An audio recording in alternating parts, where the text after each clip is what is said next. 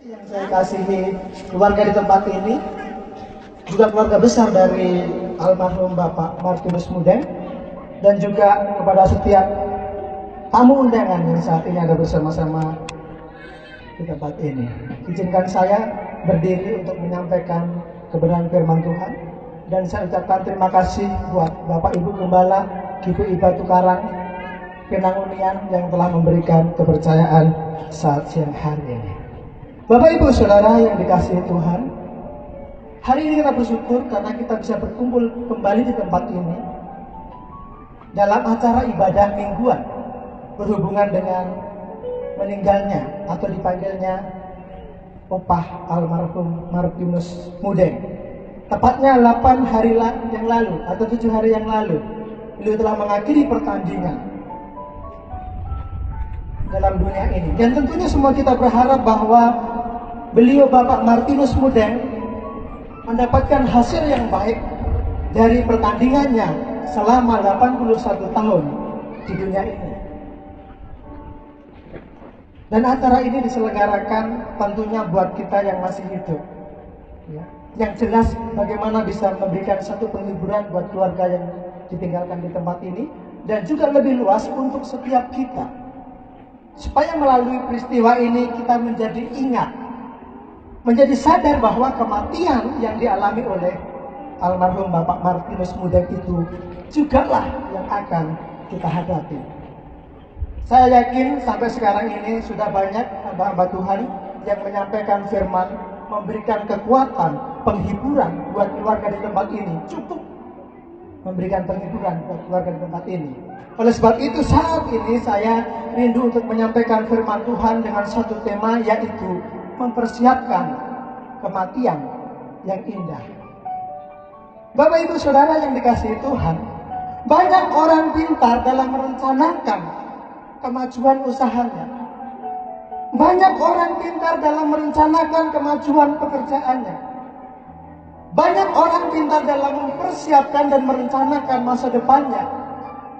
Dan banyak orang yang pintar dalam mempersiapkan dan merencanakan tentang hidupnya. Tapi sedikit sekali, tidak banyak. Di antara kita pun tidak banyak pintar mempersiapkan atau merencanakan sesuatu yang pasti akan terjadi pada kita. Tidak banyak yang pintar merencanakan sesuatu yang pasti akan datang pada kita. Tidak banyak di antara kita yang pintar merencanakan sesuatu yang pasti akan kita alami. Dan sesuatu yang saya maksudkan itu adalah kematian. Kematian adalah sesuatu yang pasti terjadi dalam diri kita. Kematian adalah sesuatu yang pasti datang pada diri kita. Dan kematian itu adalah sesuatu yang pasti akan kita alami. Dan untuk sesuatu yang pasti akan kita alami, sesuatu yang pasti akan kita rasakan ini, sudahkah kita mempersiapkan, merencanakan? Sudahkah siap? Saya lihat wajah-wajah masih belum siap, takut mati. Tapi permasalahannya kematian itu tidak menunggu kita siap. Kematian itu tidak menunggu kita berani, maksud saya. Tetapi dalam segala situasi hidup kita ini harus mempersiapkan sesuatu yang pasti terjadi atas hidup kita.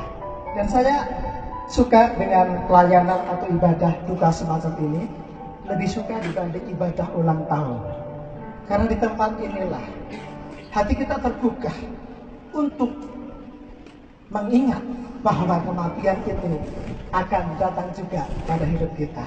Di tempat situasi duka seperti inilah hati kita, pikiran kita tergugah untuk mempersiapkan, untuk mengingat bahwa kematian yang dialami oleh beliau Bapak Martinus Mudeng adalah juga sesuatu yang harus kita alami. Bapak Ibu Saudara yang dikasihi Tuhan, hari ini saya ingin mengajak setiap kita yang bawa Alkitab membuka dalam Injil Lukas pasal yang ke-16.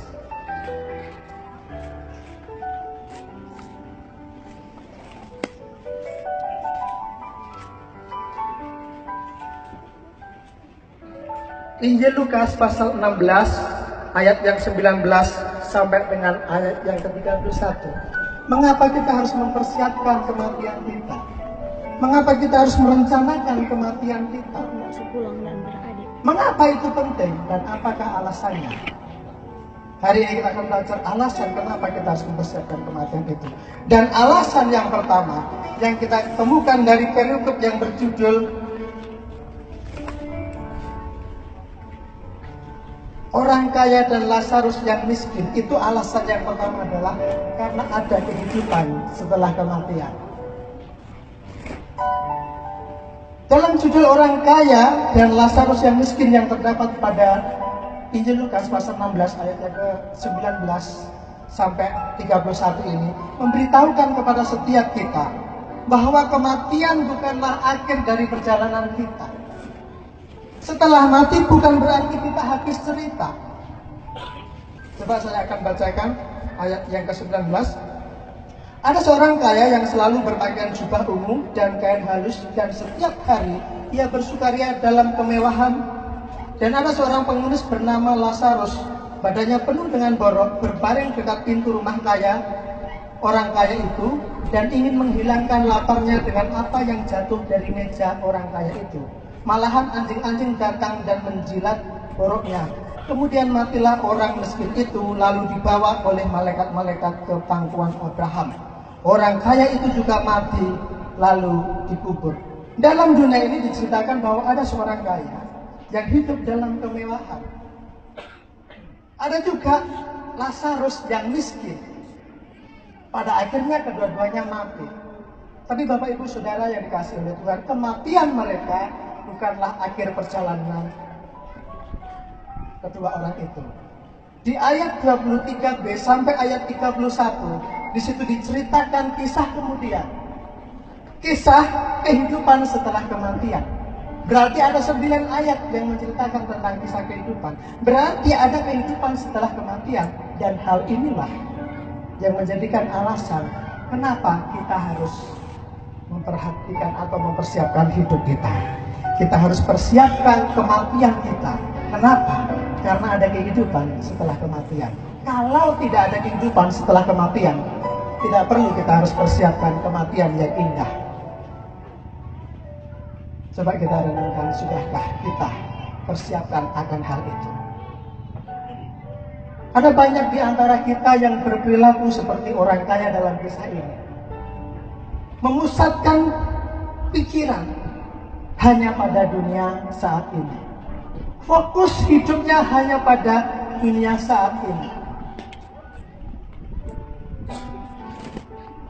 Mencari kenikmatan senikmat-nikmat mungkin dalam dunia ini. Bapak Ibu Saudara, kalau soal mempersiapkan hidup, orang kaya ini adalah orang yang paling hebat, dialah jagonya. Kalau soal mempersiapkan, merencanakan tentang keberhasilan pekerjaan usahanya, dialah orang yang paling hebat itu, sampai akhirnya dikatakan sebagai orang yang kaya. Setiap hari hidup bersukaria dalam kemewahan, dan untuk itu pun uangnya cukup. Mantap dalam mempersiapkan hidupnya, mantap dalam mempersiapkan kebutuhan hidupnya.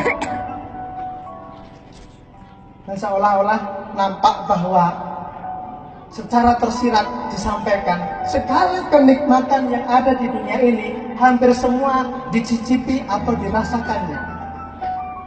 Hidup bersukaria dalam kemewahan setiap hari. Bapak Ibu Saudara yang dikasihi oleh Tuhan,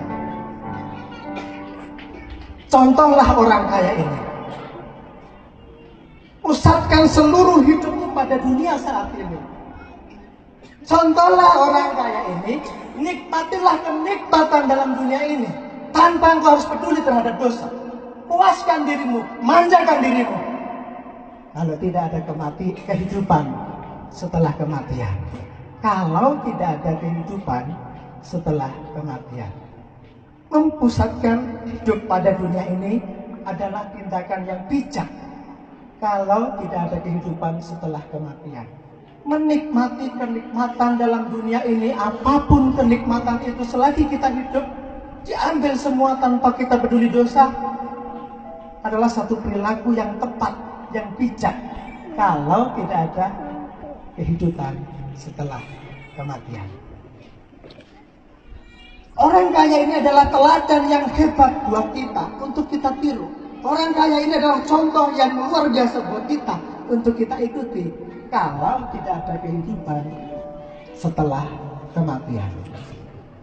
Tetapi karena ada kehidupan setelah kematian, kalau ada di antara kita yang berperilaku seperti orang kaya ini, memfokuskan hidupnya hanya pada dunia ini, menikmati semua kenikmatan tanpa kita harus menghiraukan dosa,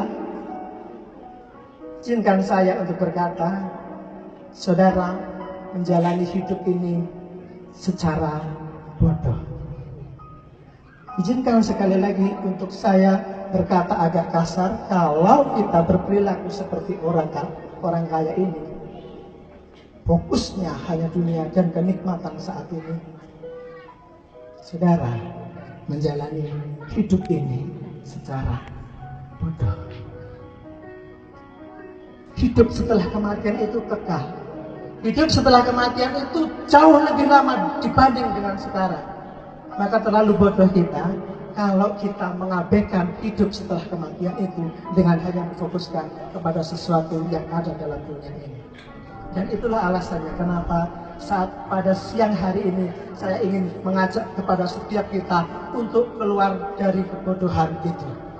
Mungkin kita lupa karena kesibukan dunia, tapi hari ini melalui peristiwa kematian almarhum Bapak Martinus Mudeng, saya ingin mengajak kepada setiap kita untuk kita kembali mengingat bahwa kita harus mempersiapkan kematian kita, karena ada kehidupan setelah kematian.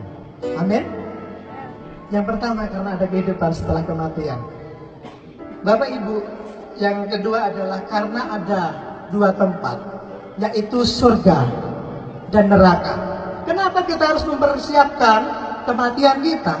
Karena ada dua tempat, yaitu surga dan neraka. Saya ingin mengajak kita untuk membaca ayat yang ke-22 sampai ayat yang ke-23. Kemudian matilah orang miskin itu, lalu dibawa oleh malaikat-malaikat ke pangkuan Abraham. Orang kaya itu juga mati lalu dikubur.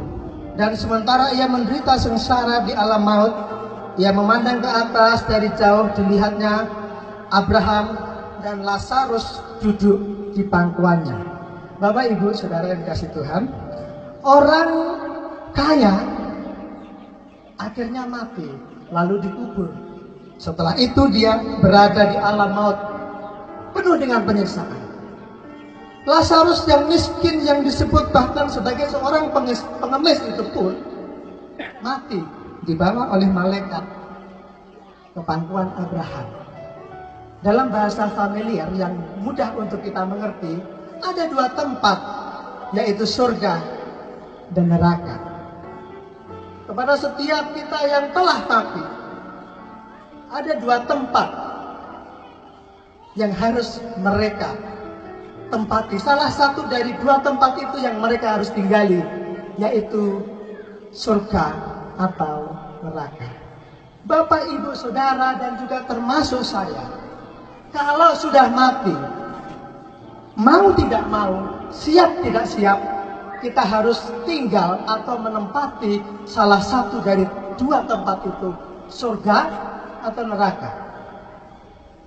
Dan kapankah saatnya untuk kita memilih? Kapankah saatnya kita mau menentukan di mana tempat tinggal kita, surga atau neraka? Apakah setelah nanti, setelah kita mati? Bukan. Apakah nanti setelah kita mati? Tidak. Dan disinilah tempat kita untuk menentukan di manakah tempat yang akan kita tinggali, surga atau neraka. Disinilah saat kita hidup dalam dunia inilah yang akan menentukan di manakah kita akan berada. Kita tahu surga adalah tempat yang sangat indah, penuh dengan sukacita, penuh dengan kedamaian, penuh dengan kegembiraan, indah tiada tara. Itu surga. Kita tahu neraka adalah tempat penyiksaan, penuh dengan penderitaan, penuh dengan kesengsaraan, penuh dengan tangisan, bahkan teriak. Tempat yang sangat mengerikan. Dan di manakah yang harus kita pilih? Saat kita mati, dari dua tempat itu harus kita pilih salah satu. Kita harus berada dari salah satu tempat itu ketika kita mati. Dan saudaraku yang dikasihi oleh Tuhan, kematian adalah perpindahan dari dunia yang fana ini menuju kekekalan. Apakah itu kekekalan surga ataukah itu kekekalan neraka? Jadi sekarang apapun hidup kita, bagaimanapun hidup kita, sekarang ini kita sedang berjalan untuk menuju kepada kekekalan itu. Memang satu dengan yang lain perjalanannya itu tidak sama. Ada yang 81 tahun perjalanan untuk menuju kepada kekekalan itu, seperti almarhum Bapak Martinus Nudeng. Ada yang 90 tahun, ada yang 50 tahun, ada yang 25 tahun. Dan berapa lama perjalanan itu atau berapa lama kita hidup, itu tidak terlalu penting. Tetapi yang terpenting adalah bagaimana kita hidup. Seperti apa kita hidup. Kalau kita hidup dalam dunia ini dengan iman yang benar, dengan hidup yang benar, dengan cara hidup yang benar, maka saya mau katakan kita akan mengalami kematian yang indah. Kalau kita hidup benar, iman yang benar, maka kita akan mengalami kematian yang indah. Karena kematian itu bagaikan pintu. Pintu untuk kita menuju kepada kekekalan. Dan betapa kematian kita adalah kematian yang indah ketika kita sadari bahwa kita mati itu seolah-olah kita buka pintu. Dan kita dapati bahwa pintu itu adalah kerajaan surga. Betapa itu mengejutkan, tapi terkejut berbahagia. Seperti yang dialami oleh Lazarus. Begitu dia mati, dia terkejut tentunya karena dia dibawa oleh malaikat di pangkuan Abraham, mengalami sukacita kebahagiaan yang luar biasa. Dan kematian yang indah seperti ini bisa kita alami, bisa kita nikmati, bisa terjadi pada kita kalau kita hidup dengan benar, iman dengan benar. Kematian kita adalah kematian yang indah. Sebaliknya Bapak Ibu Saudara, kalau kita hidup dalam dunia ini dengan cara yang salah, iman yang salah, cara hidup yang salah, jalan yang salah, maka kematian kita adalah kematian yang buruk. Karena kematian itu ibarat kita sedang buka pintu. Ketika pintu untuk menuju kekekalan, ketika mati seolah-olah kita buka pintu kekekalan itu. Dan betapa kematian yang mengerikan ketika kita sadari, ketika kita dapati bahwa pintu yang tersedia buat kita itu adalah pintu untuk menuju neraka, penuh dengan penderitaan, penuh dengan sengsara. Oleh sebab itu kenapa saya mengatakan penting sekali buat kita untuk mempersiapkan kematian kita. Karena pada saat kita menempati neraka, itulah tempat tinggal kita untuk selama-lamanya. Sebaliknya pada saat kita menempati surga, itulah tempat tinggal kita untuk selama-lamanya. Tidak ada yang mau pindah-pindah, tidak bisa pindah-pindah, tidak bisa datang, tidak bisa pergi. Coba kita akan lihat ayat yang ke 26. Selain daripada itu, di antara kami dan engkau terbentang jurang yang tak terseberangi, supaya mereka yang mau pergi dari sini kepadamu ataupun mereka yang mau datang dari situ kepada kami tidak dapat menyeberang. Dari surga terdapat jurang yang tak terseberangi, tidak bisa pindah ke surga. Dari neraka tidak bisa pindah ke surga, dari surga tidak bisa pindah ke neraka. Itu artinya kalau sampai saat ini kematian yang kita alami adalah kematian yang buruk, Yang artinya kematian yang membawa kita berpindah ke kekekalan neraka, itu artinya itulah tempat kita untuk selama-lamanya, penuh derita, penuh sengsara. Jadi Bapak Ibu Saudara, oleh karena itu mulai pertimbangkan kembali bagaimana kita hidup. Jangan sampai kita terkecoh dengan kenikmatan-kenikmatan dalam dunia yang sementara ini. Dosa memang nikmat, ya, mabuk nikmat, punya Google nikmat, apalagi masih muda itu enak, ya. Kerja korupsi nikmat, dosa itu nikmat. Tubuh ini menikmati, menyukai, bukan hanya cuma biasa, pendeta pun nikmat kalau mau nuruti tubuh ini, pengen. Ya.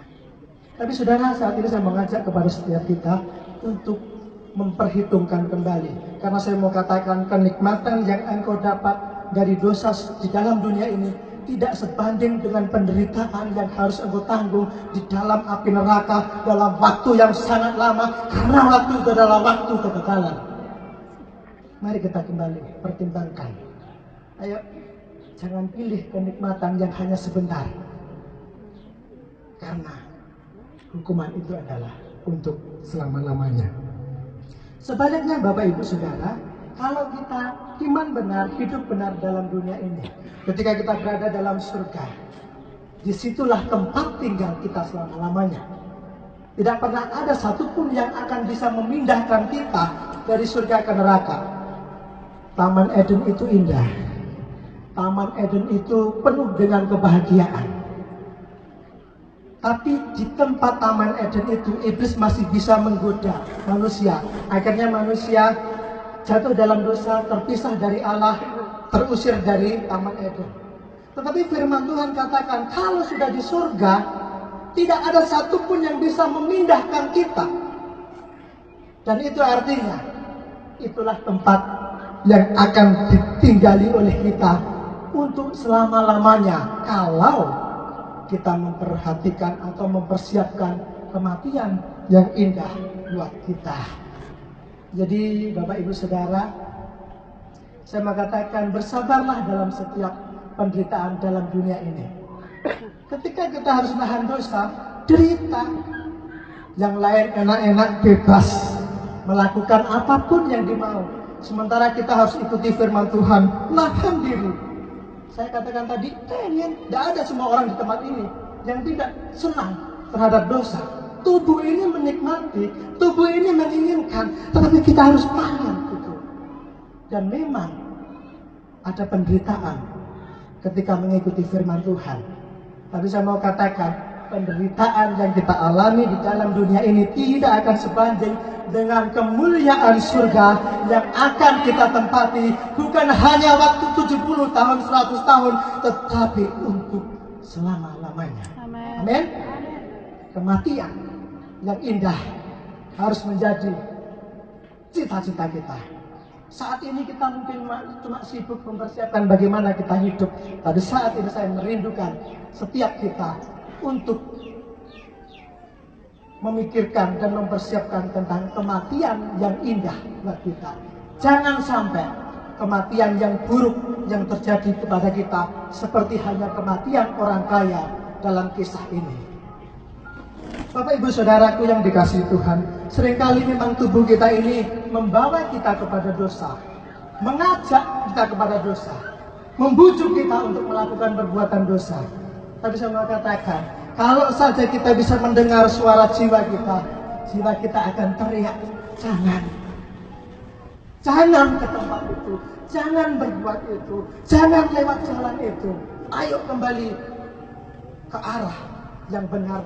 Kalau saudara peka, atau seandainya saja kita bisa mendengarkan, jiwa kita akan teriak ketika kita berjalan dalam dosa. Kenapa? Karena neraka itu bukanlah tempat yang diinginkan oleh jiwa kita. Neraka itu bukanlah tempat yang dimau oleh jiwa kita. Saya percaya setiap jiwa di tempat ini merindukan untuk tinggal dalam kerajaan surga. Oleh sebab itu, mari kita mempersiapkan kematian yang indah atas hidup kita. Yang terakhir Bapak Ibu, yang ketiga, kenapa kita harus mempersiapkan kematian yang indah dalam hidup kita? Karena penyesalan atau pertobatan setelah kematian itu tidak berguna. Penyesalan atau pertobatan setelah kematian itu tidak berguna. Itu sia-sia. Tetapi banyak orang yang tidak mempersiapkan kematiannya. Tetapi banyak orang yang hanya sibuk mempersiapkan tentang hidupnya. Sehingga saya mau katakan, di neraka itu akan ada banyak yang menyesal. Ada banyak yang menyesal atas setiap perbuatannya. Tapi saya mau katakan, penyesalan saat itu adalah penyesalan yang sia-sia. Penyesalan saat itu adalah penyesalan yang tidak berguna. Pastilah orang kaya ini menyesal ketika dia dapati bahwa dia harus berada di alam maut penuh dengan penyiksaan, penuh dengan derita, penuh dengan sengsara. Saya pastikan dia begitu menyesal akibat pilihannya semasa hidup, akhirnya menghasilkan dia harus berada di dalam derita alam maut. Dia menyesal akibat perilaku selama atau semasa dia hidup, akhirnya mengakibatkan dia harus berada pada hukuman kekekalan. Pasti dia menyesal. Dalam ceritanya, dia berteriak kepada Abraham. Ayat yang ke-24. Lalu ia berseru, katanya, "Bapa Abraham, kasihanilah aku, suruhlah Lazarus supaya ia mencelupkan ujung jarinya ke dalam air dan menyejukkan lidahku, sebab aku sangat kesakitan dalam nyala api ini." Bapa Abraham, suruhlah Lazarus untuk mencelupkan jarinya, untuk menyejukkan lidahku, karena sangat kesakitan dalam nyala api. Berbalik kondisinya. Dulu Lazaruslah yang mengemis-ngemis, nunggu jatuhnya roti, serpihan roti di bawah meja makannya. Tetapi dalam kehidupan setelah kematian, berbalik. Orang kaya ini memohon-mohon, ngemis-ngemis untuk setetes air. Suruhlah Lazarus untuk mencelupkan ujung jarinya ke air supaya menyejukkan lidahku. Saudaraku yang dikasihi Tuhan, saya ingin mau katakan di tempat ini, di neraka itu akan ada banyak permintaan. Di neraka itu akan banyak permohonan. Di neraka itu akan banyak doa-doa. Tolong lepaskan dari derita ini, dari sengsara ini. Tolong kurang-kurangin sengsaraku ini. Tolong beri air. Tolong bebaskan dari hukuman ini. Tuhan tolong ampuni. Ada banyak doa di tempat itu.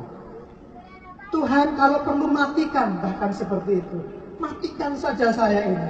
Saya sudah nggak kuat. Banyak doa di neraka itu. Tapi saya mau katakan, tidak ada satupun dari doa itu yang akan dijawab oleh Tuhan. Jangankan permohonan yang lain, setetes air pun tidak akan pernah dijawab oleh Tuhan. Kenapa? Karena sudah terlambat.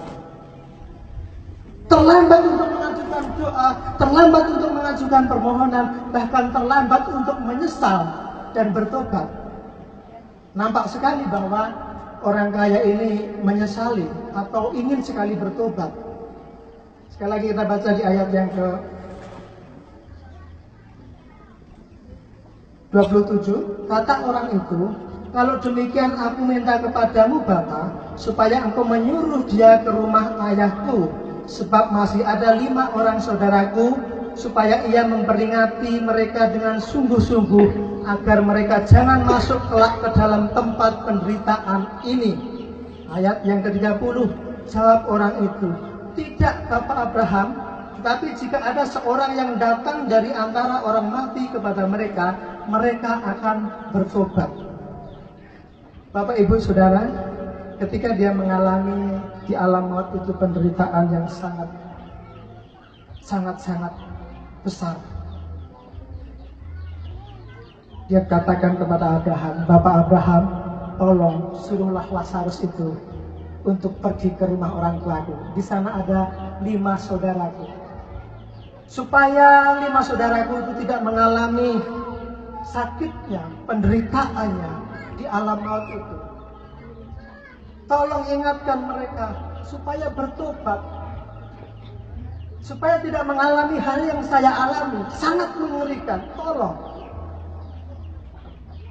Nampak dengan jelas bahwa sebenarnya dia pun menginginkan pertobatan itu. Kalau bisa, kalau mungkin, sebenarnya bukan hanya ingin 5 saudaranya itu untuk bertobat. Kalau bisa dan kalau mungkin, dia sendiri pasti pengen bertobat. Pengen kalau bisa mengulangi hidupnya, menata hidupnya. Tetapi Bapak Ibu Saudara yang dikasihi Tuhan, waktu itu adalah waktu yang terlambat. Penyesalan dan pertobatan dalam kehidupan setelah kematian itu sia-sia. Penyesalan dan pertobatan setelah kematian itu tidak berguna.